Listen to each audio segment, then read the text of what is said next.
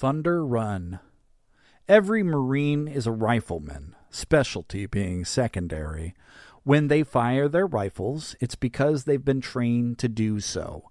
From boot to grunt, a Marine has it drilled into them not to give a second thought when aiming down range. No matter where the field of combat is, a Marine brings the fight. It doesn't matter if it's to the jungle, to the Arctic Circle, to a desert, or to the gates of hell. You fire your goddamn rifle. This extends to the corpsman, who's meant to blend in with the unit. The Articles of War dictate a medic not take a life, but then again, it also made it a war crime for the enemy to specially target anyone wearing the Red Cross sash. During World War II, enemy soldiers systemically targeted medics. The sash was removed, and the no-kill clause was summarily ignored. Primum non nocere, or first do no harm, doesn't apply on the battlefield. As the coalition forces storm across the bombed-out bridge, past burning wrecks and dead Iraqi soldiers, each man watches the next guy's back. America fills Baghdad's roads with soldiers and their combatants with bullets. The mission is to spread democracy to the Middle East through shock and awe, and these young men and women are determined to get the job done. When they arrive at the other side of the river, they act against the latest threat. Opening fire on the cars speeding toward them, they litter the street with carnage.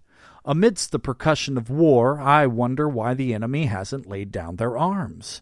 Why haven't they stopped running toward certain death? We have them outmanned, outgunned, but even after so many of them fell during yesterday's combat, they keep coming, with no hope remaining that they'll regain control of the bridge from the charging battalion, and no chance of turning the tide of the battle. Why doesn't the Republican Guard realize they've lost the city and hand over Saddam? "Wait for the snipers!" The order is passed down the line, and for a while the men do what they're told. But soon, inexperience and exhilaration of war breaks ranks, and the men open fire again. "Welcome to Baghdad," I say as Nicholas and I walk the dirty streets where Diyala Bridge spits us out. When people find out I fought in the war, they sometimes ask me if I killed anyone. "And what do you tell them?" How can you talk about any of this to someone who hasn't been here? I turn my attention to the end of the road, to where the cars keep coming. I stare at the butchery. I could see the bullet holes in the windows, and I know there are bloody bodies behind them, even if I can't see them from where I stand.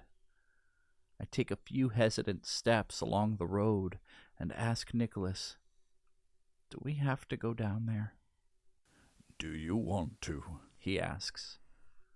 "No," I say, shaking my head. "Then perhaps we better not." Some of those bodies belong to people who would kill my friends without hesitation, and some of them are unarmed civilians who took a wrong turn. I look at Nicholas to make sure my point is making its way to him. Can you tell the difference? Nicholas's eyes flicker at this. Clearly, what I've said registers with him in some peculiar way, and it takes me a few moments before I realize I've heard myself say those same words not long ago. I think about that as the street speeds under our feet.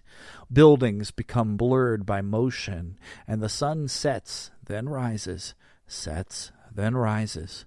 When the world comes to a stop, it's 2 days later, and we're in Ferdo Square.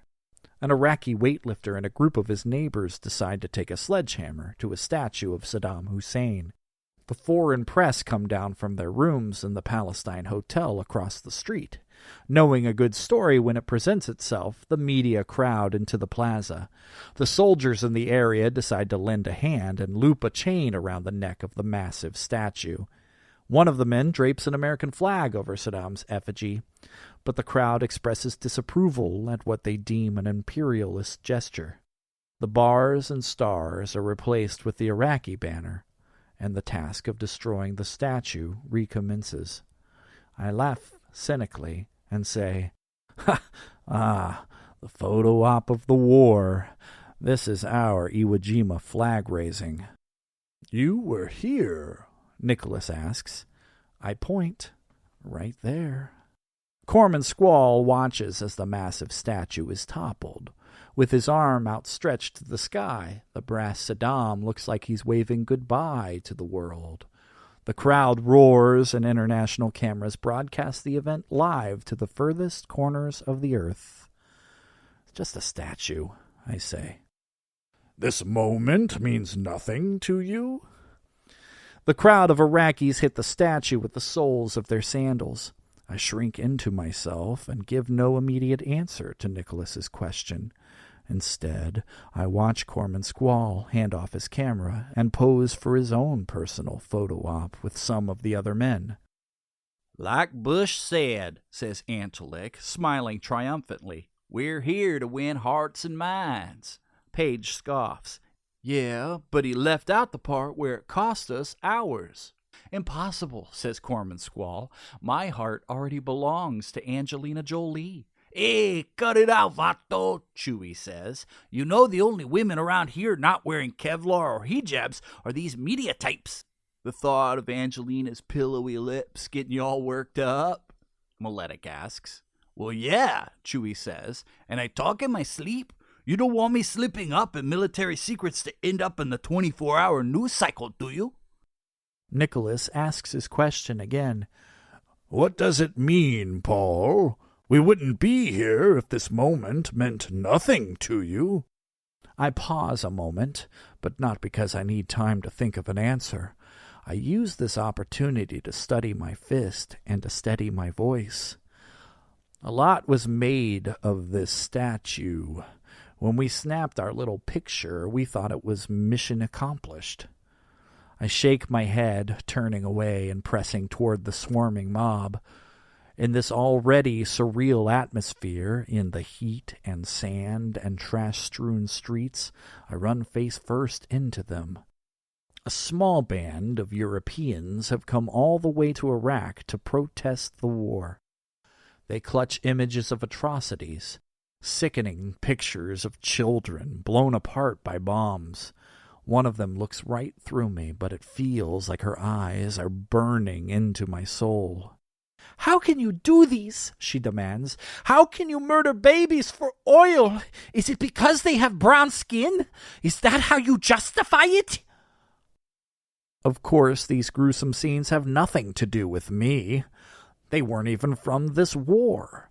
These images are the kind of stock footage extremists use to recruit martyrs. It's disingenuous but effective, even reaching me through all my training. I want to shout back at these people. I want to demand they tell me what Saddam would have thought of their exercise and free speech. I wish they'd tell me how they think they'd do in Abu Ghraib. I want to know how they think they'd do under Sharia law. I don't ask them these questions, and neither does my younger self. Watching Corpsman Squall and his band of soldiers walk away from this fight, despite the outrage and hurt on their faces, I point at my companions in arms and tell Nicholas, don't ask me what Furdo Square means. Ask them. I want to know what you think, Nicholas says. Try to explain, please. I pick at the corner of my eye and sigh before launching into a rant. Things in Iraq are more complicated than anyone anticipated. Our previous war here was waged to make a point. You can't gas your neighbor and your own people and expect to get away with it. After that was made clear by an international coalition of force, we left the country in timeout with sanctions to think about what they'd done and lick their wounds. That's not our goal this time. The mission dictates that we don't leave until Saddam Hussein is removed from power, stopping his unprincipled rule forever. I shrug. Seems straightforward, right? Remove the evil dictator and be a hero to the people of Iraq. G.I. Joe saves the day yet again. Nicholas anticipates where I'm heading, helping me along. But that's not what happened. The problem is our leaders are underestimating the power of ideological opposition. Sunni Muslims and Shia Muslims both just look like Muslims to most Americans, but their differences date back to the death of Muhammad. It isn't about a religious divide as much as who holds political power. The clear majority of global Muslims are Sunnis, but the Shiites are a vocal minority, still pissed off about the killing of Muhammad's grandson by Sunni forefathers in the 7th century. It's a huge mess. I take my first breath since I began speaking, and then continue. What happens is we march right into the middle of a region with a bloody history of division, target their leadership, inadvertently shift things away from secularism and toward fervent religious extremism, deepen the rift between the people, and yet still manage to become their common enemy. While Iraq is thrilled we took down Saddam, they hate the idea of us sticking around and having a say in how they rebuild their nation. Nicholas tries hard to understand my point. So this is only the beginning? We've destabilized the whole region. Those Iraqi soldiers we were fighting at the bridge, that was just the start of a much larger problem. We're going to begin to realize that when we get to Fallujah. Meanwhile, we're stuck without an exit strategy. Heading back toward the square, I say, and this is just one of the 2 wars we're fighting. As we speak, my dear friend Afit is in Afghanistan dealing with a whole other clusterfuck. Nicholas seems perplexed. Afit? The one from college. She's in Afghanistan. Yeah, she was a talented journalist, fluent in the dominant languages of the region her home country just went to war with. Turns out that's all you need to get your dream gig right out of college. Nicholas nods. Good for her. I guess. He looks at the cameras, soldiers, and protesters as they mill about in this foreign land and says, It's natural to wonder whether what you did here was the right thing to do. Look, I ran to that recruitment office. I was in basic training, hoping to make a difference. Suddenly, the saber-rattlers start focusing on faulty intelligence about weapons of mass destruction, UN inspections, threats to global oil reserves, the Patriot Act, and an official narrative which shifts the focus to Iraq, allowing Osama bin Laden, the man responsible for 9/11, to slip through our fingers. The crowd manages to rip Saddam's head from his shoulders. Nicholas asks, So what you're saying is this is not your fight? I offer a cynical smile and let the word shit slide out between my gritted teeth. I took an oath and helped topple a regime. My fight or not, I'm in the fucking thing.